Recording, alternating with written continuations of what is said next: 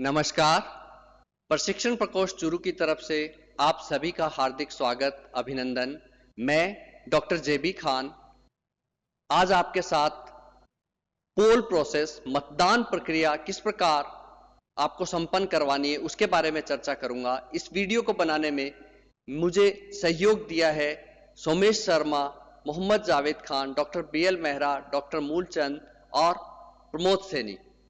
तो आज हम चर्चा करेंगे पोल प्रोसेस किस प्रकार आपको संपन्न करवाना है। जिला परिषद चुनाव और पंचायत समिति सदस्यों के जो चुनाव संपन्न होने जा रहे हैं उसमें हमें इस प्रक्रिया का किस प्रकार संचालन करना है। इसके साथ साथ कोरोना महामारी के मद्देनजर आपको राज्य सरकार और केंद्र सरकार के द्वारा जो निर्देश प्रदान किए गए हैं उनकी अनुपालना करनी है। आपको मास्क पहनना, आपको सोशल डिस्टेंसिंग की अनुपालना करनी है और आपको सैनिटाइजर का इस्तेमाल करना है। जो भी मतदान पार्टी का गठन किया गया है वह 1+4 होंगे, यानी एक मतदान अधिकारी अथवा पीठासीन अधिकारी और उसके 4 सहायक मतदान अधिकारी। इस प्रकार एक दल का एक बूथ के लिए गठन किया गया है। तो उसमें सबसे पहले आपको जब आप मतदान केंद्र पे पहुंच जाएंगे तो आपको मतदान केंद्र की स्थापना करनी पड़ेगी मतदान कक्ष में। उसका जो प्रारूपिक लेआउट प्लान है वो इस प्रकार है जो राज्य निर्वाचन आयोग के द्वारा भेजा गया है। प्रवेश द्वार ऐसा कक्ष हो जिसमें 2 द्वार हो, प्रवेश और निकास अलग अलग। प्रवेश द्वार हो उसमें सबसे पहले सहायक मतदान अधिकारी प्रथम बैठेंगे, फिर सहायक मतदान अधिकारी द्वितीय बैठेंगे, सहायक मतदान अधिकारी चतुर्थ बैठेंगे और फिर सहायक मतदान अधिकारी चौथा और तीसरा और उसके बाद पीठासीन अधिकारी। तो मतदाता आएगा पहले के पास, दूसरे के पास, तीसरे के पास, फिर वो वोट कास्ट करेगा, फिर वो चौथे के पास जाएगा, फिर वो वोट कास्ट करेगा और फिर वो बाहर निकल जाएगा। यानी जो तीसरा सहायक मतदान अधिकारी है वह जिला परिषद की कंट्रोल यूनिट का प्रभारी होगा और चौथा सहायक मतदान अधिकारी है वह पंचायत समिति सदस्यों की जो कंट्रोल यूनिट है उसका वह प्रभारी अधिकारी होगा। जो एजेंट्स है वो यहां आपके पीछे यानी फर्स्ट, सेकंड, थर्ड के पीछे बैठेंगे और एजेंट्स का बैठने का क्रम पहले राष्ट्रीय पार्टी के एजेंट्स, फिर राज्य पार्टी के और फिर निर्दलीय। अगर कोई समस्या होती है तो ये क्रम होता है, इसको आप ध्यान रखिएगा। तो ये बैठने का एक टिपिकल लेआउट प्लान है पोलिंग बूथ का। ध्यान रखें मत देते वक्त मत की गोपनीयता बनी रहे, यह आपको विशेष ध्यान रखना है। मतदान अधिकारी उस जगह बैठे जहां से वो पूरे कक्ष पे नियंत्रण रख सके और उसकी प्रक्रिया को वो देख सके, यह आप ध्यान रखेंगे। इसमें मॉक पोल किस प्रकार करवाना है इसका संपूर्ण वीडियो हमने एक अलग बनाया है प्रशिक्षण प्रकोष्ठ चूरू ने, उस वीडियो में आप देखिएगा। फिर भी मॉक पोल जो है वह 1 घंटा पूर्व यानी वास्तविक मतदान 7:30 बजे का है तो उससे 1 घंटा पूर्व आरंभ करना है, उसकी प्रक्रिया को संपन्न करवाना है। मॉक पोल का प्रमाण पत्र जारी होगा और जो मॉक पोल के अंदर प्रत्येक अभ्यर्थी को समान यानी एक वोट डालना आवश्यक होता है। और दोनों ही जो प्रकार के चुनाव है पंचायत समिति और जिला परिषद दोनों के लिए मॉक पोल की प्रक्रिया अलग अलग, मशीनें भी अलग अलग होगी तो इनकी प्रक्रिया भी अलग अलग अपनाई जाएगी। मॉक पोल अपनाने के लिए ये क्रम आपको फॉलो करना है। सबसे पहले आपको मशीन को क्लियर करना है ताकि उसमें पहले से कोई वोट दर्ज है वह शून्य हो जाए। उसके बाद आप बैलेट जारी करेंगे। बैलेट जारी करने के बाद आपको वोट डलवाने हैं सभी को एक एक। जब एक एक वोट डल जाए सभी अभ्यर्थियों को नोटा सहित तो मशीन को क्लोज बटन से क्लोज कर देंगे। उसके बाद रिजल्ट से आप सभी एजेंट्स को रिजल्ट दिखाएंगे कि जितने वोट डाले हैं उतने ही वोट प्रदर्शित हो रहे हैं और उसके बाद मशीन को पुनः क्लियर कर देंगे। क्लियर करने के बाद मशीन को स्विच ऑफ कर देंगे और स्विच ऑफ करने के बाद मशीन को सीलिंग करेंगे। ध्यान रखिएगा सील करते वक्त मशीन स्विच ऑफ होनी चाहिए। अब मतदान अधिकारियों के क्या क्या दायित्व है तो सबसे पहले सहायक मतदान अधिकारी प्रथम। सहायक मतदान अधिकारी प्रथम जो है वो मतदाता की पहचान के लिए उत्तरदायी होता है। इसके पास मार्क्ड मतदाता सूची होती है तो ये पहचान के लिए उत्तरदायी होता है और पहचान एपिक से या अन्य कोई दस्तावेज जो राज्य निर्वाचन आयोग ने निर्धारित किए हैं 12 उनके द्वारा पहचान स्थापित की जा सकती है। और यह भी देखना है कि उसकी उंगली पर अमिट स्याही का निशान तो नहीं है। उसके पास आप जो सहायक मतदान अधिकारी प्रथम है उसकी निर्वाचक जो नामावली है, चिन्हित प्रति यानी मार्क्ड प्रति है निर्वाचक नामावली की, उसमें कुछ वोट ऐसे होते हैं जो अंतिम समय पे हटाए गए हैं, इसलिए उनके ऊपर डिलीटेड की सील लगी हुई होती है। तो आप ये ध्यान रखेंगे कि जहां भी डिलीटेड मार्क्ड है अथवा पोस्टल बैलेट, किसी कर्मचारी को पोस्टल बैलेट भी जारी हो सकता है, तो पोस्टल बैलेट जिसको जारी हो गया वह उनको किसी भी हालत में मत नहीं डलवाना है। साक्षात ईश्वर भी आकर कह दे कि इनको वोट डलवा दो, तब भी आपको पीबी लिखा हुआ और डिलीटेड अंकित किया हुआ वोट किसी भी हालत में नहीं डलवाना है, ये ध्यान रखिएगा आप। और ये कई जगह गलतियां हुई है तो समस्याओं का सामना करना पड़ा है, तो आप किसी भी, ये एक नमूने का पत्र है मतदाता सूची में कि किस प्रकार डिलीटेड मार्क्ड होगा, तो ऐसा अगर मार्क्ड है उनको आप वोट नहीं डलवाएंगे, चाहे वह मतदाता स्वयं आ जाए, कितने ही साक्ष्य लिए आए, डिलीटेड अंकित को मार्क वो वोट नहीं डलवाना है। जब पहचान हो जाएगी आपकी तो जो भी मतदाता आता है उस मतदाता के नाम के नीचे अंडरलाइन आपको करनी है। जो भी मतदाता आया पहचान होते ही अंडरलाइन आप कर देंगे। अब अंडरलाइन के साथ साथ अगर महिला मतदाता है तो उसके नाम के बाईं तरफ tick mark, right mark, tick mark हमें करना है अगर महिला मतदाता है। और यदि कोई उस सूची में थर्ड जेंडर अंकित है तो उसके स्टार लगाया जाएगा। ये ध्यान रखिएगा, सभी को अंडरलाइन, लेकिन महिला को साथ साथ टिक मार्क और थर्ड जेंडर को स्टार मार्क करना है। अगर कोई दृष्टिबाधित या दिव्यांग मतदाता आता है, यहां पर स्पष्ट प्रावधान है दिव्यांग मतदाता सहयोगी से मतदान नहीं कर सकता, इसलिए पीठासीन अधिकारी या मतदान अधिकारी की सहायता से मतदान करेगा, तो उसके आगे AA असिस्टेंट एक्वायर्ड लिखना आपको जरूरी होगा। और साथ ही प्रारूप 12 के कॉलम 4 की जो रिमार्क या अभ्युक्तियां हैं उसमें भी सहायता का कारण लिखना पड़ेगा। दिव्यांग है अथवा दृष्टिबाधित है या जो भी कारण है वो आपको स्पष्ट इसमें लिखना पड़ेगा। और मतदान समाप्ति के बाद इनकी गणना भी आपको करनी होगी और आपकी डायरी में इसको अंकित करना होगा। जिस मतदाता की पहचान एपिक से की जाती है उसके क्रम के उस बॉक्स में ई लिखा जाएगा, और जिसकी अन्य कोई वैकल्पिक दस्तावेजों से उसकी पहचान होती है उसके लिए डी शब्द लिखा जाएगा। और मतदान समाप्ति के पश्चात उक्त प्रकार के अंकनों को आधार पर यह गणना की जाएगी जो पीठासीन अधिकारी की डायरी और सांख्यिकी के जो प्रमाण पत्र PS05 उसमें ये सारी एंट्रीज आपको भरनी होगी। मतदान अभिकर्ता, उम्मीदवार या निर्वाचन अभिकर्ता यदि चाहे तो इस स्टेज पर किसी मतदाता की पहचान को चुनौती दे सकता है। यानी जब मतदाता सहायक मतदान अधिकारी प्रथम पर आता है तो उसकी पहचान को चुनौती दी जा सकती है।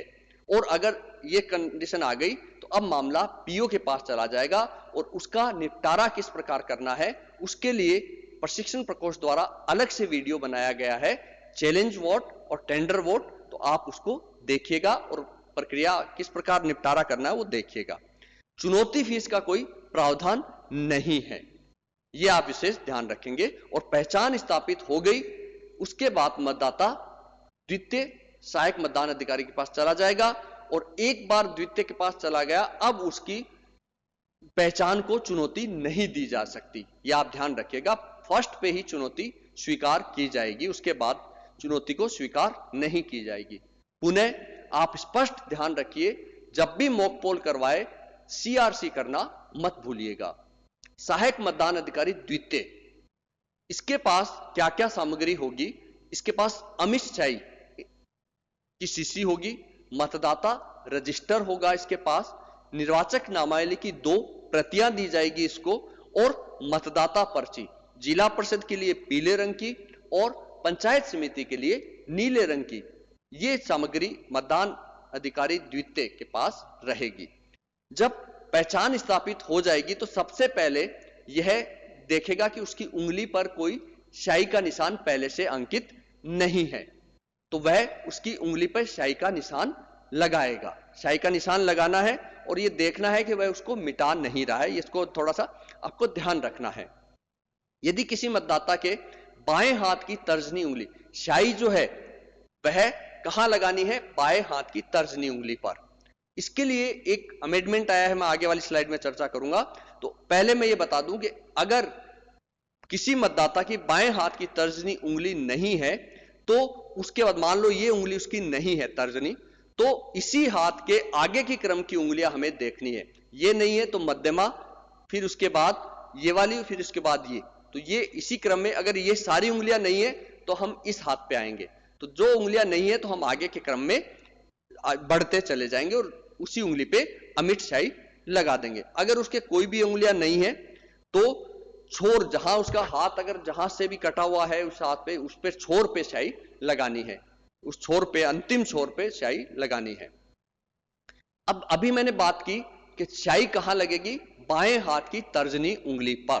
लेकिन राज्य निर्वाचन आयोग राजस्थान का अभी एक पत्र आया है, उस पत्र में लिखा गया है कि जहां अभी हाल ही में ग्राम पंचायत यानी सरपंच और पंच के चुनाव संपन्न हुए हैं, उन क्षेत्रों में मतदाता के दाएं हाथ की यानी राइट हैंड की तर्जनी उंगली पे स्याही लगेगी। तो ये स्पष्ट है, जहां अभी हाल में चुनाव संपन्न हुए हैं वहां राइट हैंड पे, और जहां पूर्व में जनवरी में चुनाव संपन्न हुए वहां लेफ्ट हैंड पे निशान लगाया जाएगा। और आप ध्यान रहे कि आपको उंगलियां बदल नहीं जाए, लेफ्ट में लगा रहे हैं तो आप लेफ्ट में ही लगाएंगे और राइट में लगा रहे हैं तो राइट में ही लगाएंगे। तो ये स्पष्ट इसमें निर्देश प्राप्त हुआ है। मतदाता की अगर फोटोयुक्त दस्तावेज, जो 12 वैकल्पिक दस्तावेज है, ऐसे मतदाताओं की पहचान जब हम उनके आधार पे करते हैं तो उनके जो पहचान जो दस्तावेज है उसके अंतिम 4 क्रमांक, जो अंतिम 4 डिजिट है, वह मतदाता रजिस्टर के अभ्युक्ता यानी रिमार्क कॉलम में उनको नोट किया जाएगा। और यदि ये संख्या 4 या 4 से कम है तो पूरी संख्या उसमें लिखी जाएगी। यह आप ध्यान रखिएगा।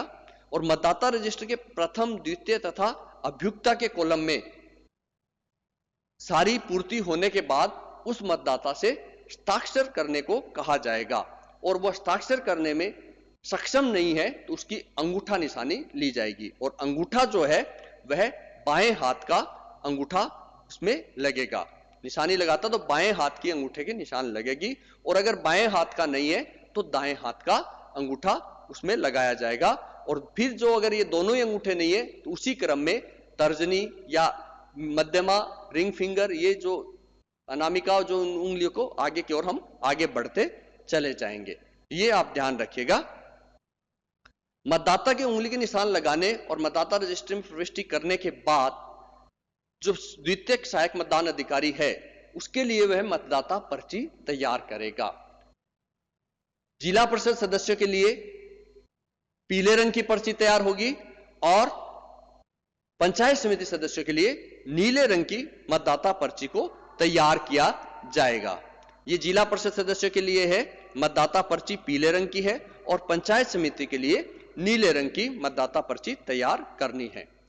पुनः मॉक पोल के पश्चात सीआरसी करना मत भूलें। उसके बाद सहायक मतदान अधिकारी तृतीय का कार्य। सहायक मतदान अधिकारी तृतीय जो है वह जिला परिषद चुनाव के लिए जो कंट्रोल यूनिट होती है उसका प्रभारी होता है। अब जब कोई मतदाता सहायक मतदान अधिकारी द्वितीय से पर्ची लेकर आता है तो पीली पर्ची से वो उसको वोट डलवाएगा, पीली पर्ची ले लेगा, क्रम से लगाएगा, और क्रम से लगाने के बाद उसको वोटिंग कंपार्टमेंट में वोट डालने के लिए भेजा जाएगा और सीयू में बैलेट बटन दबाया जाएगा। यह भी सुनिश्चित किया जाएगा कि जिस क्रम में मतदाता आ रहा है उसी क्रम में वो वोट डाले। अगर किसी कारण से क्रम टूट रहा है तो उसकी एंट्री मतदाता रजिस्टर के रिमार्क कॉलम में लिखी जाएगी। कॉलम नंबर 4 में ये नोट किया जाएगा कि क्रम क्यों टूटा, क्रम क्यों भंग हुआ। और मतदाता अपना मत रिकॉर्ड करने के बाद पीली पर्ची द्वितीय सहायक मतदान अधिकारी को दे देगा, द्वितीय सहायक मतदान अधिकारी से जो लेकर आया है। और इन पीली पर्चियों को आप क्रम से रखना है और मतदान समाप्ति के बाद इसको पीई जो लिफाफा है पीई 45 में इसको रखकर सील बंद किया जाएगा। यहां पर पंचायत समिति सदस्य के मतदान के हेतु चतुर्थ सहायक मतदान अधिकारी के पास अब मतदाता ट्रांसफर हो जाएगा। वोट डाल दिया, पर्ची दे दी, उसके बाद वह चतुर्थ के पास जाएगा। सीआरसी करना मत भूलना। चतुर्थ सहायक मतदान अधिकारी जो है वह पंचायत समिति सदस्य की नियंत्रण यूनिट यानी सीयू का प्रभारी होगा।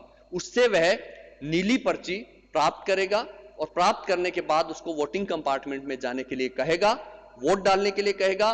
उसी वक्त वह बैलेट जारी करेगा और जब मतदाता वोट डाल दे तो उसको बाहर जाने के लिए कहा जाएगा।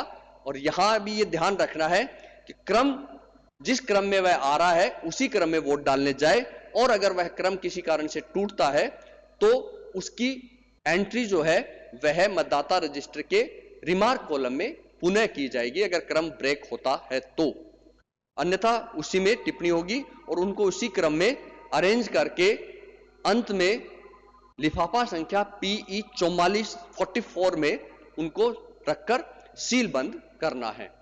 आयु संबंधी कई बार समस्या आ जाती है। कोई मतदाता आता है, देखने में लगता है कि वह 18 साल से छोटा है, परंतु उसका नाम जो है वह मतदाता सूची में अंकित है। तो अगर किसी मतदाता का नाम मतदाता सूची में अंकित है और उसके पास पहचान के साक्ष्य हैं तो वो मत देने का अधिकार रखता है। उसे मत दिलवाने के लिए अनुज्ञात किया जाएगा, परंतु उससे परिशिष्ट 10 में घोषणा प्राप्त करनी पड़ेगी। उससे कहा जाएगा कि आप इस परिशिष्ट 10 में घोषणा करें। वोट वो जरूर डालेगा, घोषणा करें। और ऐसे मतदाताओं जिन्होंने घोषणा की है उनकी सूची परिशिष्ट 11 के भाग 1 में तैयार की जाएगी। और कोई मतदाता घोषणा करने से मना कर देता है तो उसकी परिशिष्ट 11 के भाग 2 में एंट्री की जाएगी, और जिसने घोषणा करने से मना कर दिया वह वोट डालने के लिए हकदार नहीं होगा। वोट डालेगा तो उसे घोषणा करनी पड़ेगी। मतदान समाप्ति के बाद आपको सबसे पहले क्लोज बटन दबाया जाएगा ताकि अब उसमें कोई वोट दर्ज नहीं हो। और अगर कोई किसी भूलवश बैलेट जारी हो गया और उस सीयू में बिजी लैंप चालू है, अथवा अंतिम मतदाता ने वोट डालने से मना कर दिया बैलेट जारी होने के बाद, तो आपको सीयू को स्विच ऑफ करके वापस चालू कर देना है। उसके बाद क्लोज दबाना है, क्योंकि अगर बैलेट जारी है तो मशीन क्लोज नहीं होती है। तो ऑन ऑफ करने के बाद आप उसके क्लोज बटन को दबा देंगे तो मशीन के अंदर अब कोई वोट दर्ज नहीं होगा और उसके बाद मशीन की सीलिंग की प्रक्रिया करनी है। मशीन में रिकॉर्ड मतों की कुल संख्या जो है वो प्रारूप 14 मतपत्रों का लेखा है, उसके भाग 1 में अंकित आपको करनी है। प्रारूप 14 जो है वो जिला परिषद सदस्यों के लिए और पंचायत समिति सदस्यों के लिए पृथक पृथक तैयार किया जाएगा।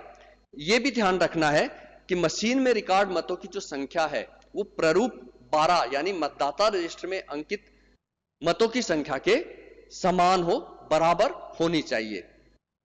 उसके बाद हम दोनों मशीनों को यानी सीयू और बीओ को संबंध विच्छेद कर देंगे, अलग अलग कर देंगे और उनकी सीलिंग की प्रक्रिया अपनाएंगे। सीलिंग की प्रक्रिया के बाद उनको कैरिंग केस में रखेंगे और उनके ऊपर एड्रेस टैग लगाकर चपड़ी से उस एड्रेस टैग को सील कर देना चाहिए और उनकी प्रविष्टियां में साफ साफ अंकित करनी होती है।